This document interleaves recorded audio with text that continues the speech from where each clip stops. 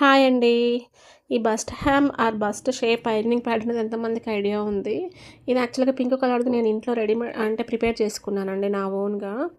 And నేను స్టార్టింగ్‌లో పెట్టిన యెల్లోదైతే నేను మీషోలో అవైలబుల్ ఉంటే చూసాను. సో, నేను అది స్క్రీన్‌షాట్ తీసుకొని పెట్టాననమాట. ఎవరికైనా కావాలి, ఇంట్లో ప్రిపేర్ చేసుకోవడానికి అవ్వట్లేదు అనుకునే వాళ్ళు ఉంటే నాకు కామెంట్ చేయండి. నేను లింక్ పంపిస్తాను మీకు.